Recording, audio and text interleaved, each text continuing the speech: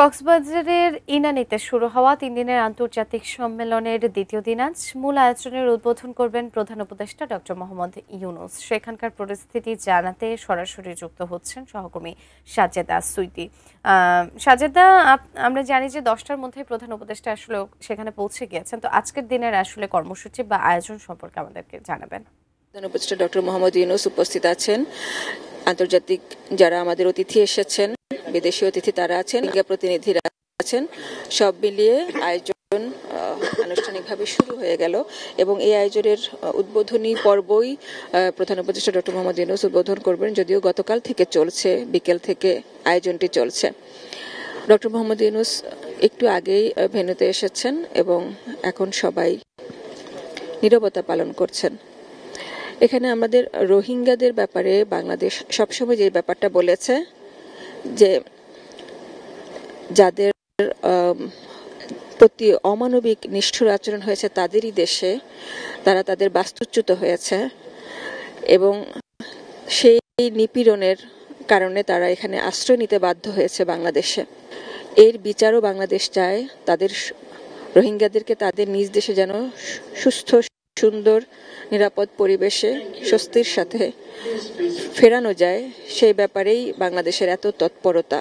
কারণ এই সমস্যাটি শুধু বাংলাদেশের একা নয়, এটা আন্তর্জাতিক একটি সমস্যা এবং সে কারণে আন্তর্জাতিক সম্প্রদায়ের সহযোগিতার প্রত্যাশা থেকে এই আয়োজনগুলো করা হচ্ছে। কেউ যেন দায় না এড়াতে পারেন, সবাইকে যেন স্মরণ করিয়ে দেওয়া যায় যে এই সমস্যাটা সবার এবং সবাই যেন এই সংকট থেকে রেহাইয়ের সমাধানের একটা ভালো ব্যবস্থা যেন করেন। রোহিঙ্গাদের জন্য যেন তাদের অধিকার সমুন্নত রেখে একটা সুবন্দোবস্ত হয়। জাতিসংঘ সহ স্টেক হোল্ডার যারা আছেন, অংশীজন সবাই এখানে উপস্থিত আছেন এবং সবার কাছে এই সত্যগুলো, এই পরিস্থিতিগুলো তুলে ধরা হচ্ছে। এখন একটি ডকুমেন্টারি চলছে রোহিঙ্গাদের উপর, আশা করি পর্দায় দেখতে পাচ্ছে আমাদের দর্শকরা। তাদের প্রতি যে অবিচার হয়েছে তাদেরই এলাকায়, তাদেরই দেশে, সেই ব্যাপারটি এখানে তুলে ধরা হচ্ছে। একটু আমরা কথাগুলো শুনি। In August 2017, around 800,000 Rohingya crossed the border into Bangladesh. Many walked for days, carrying only what they could hold, leaving behind the graves of their loved ones. And this exodus continues.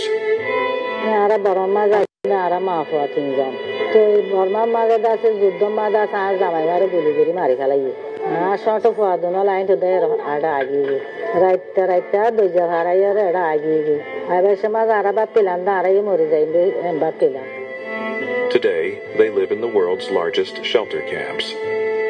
Safety came at a price: loss of human dignity, livelihood opportunities, and own homes.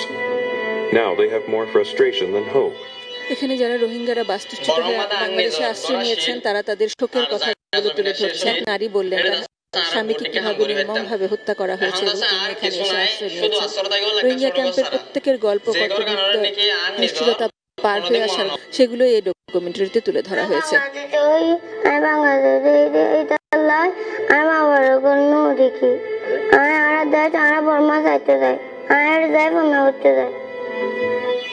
এই নিষ্পাপ শিশু তার দেশে ফেরত যেতে চায়। তারা এতটুকু বয়সে যে নিষ্ঠুরতা দেখেছে, তাদের যে ট্রমা, এগুলো কাটানোর দাবি বাংলাদেশের। বাংলাদেশ রোহিঙ্গাদের পাশে ছিল আর থাকবে এবং আন্তর্জাতিক সম্প্রদায়কে পাশে যাচ্ছে। সে কারণেই এই আয়োজন, এত বেশি আলোচনা, এত বেশি সবাইকে সম্মিলিত করার চেষ্টা। Forests are shrinking. Environment and ecosystem are degrading.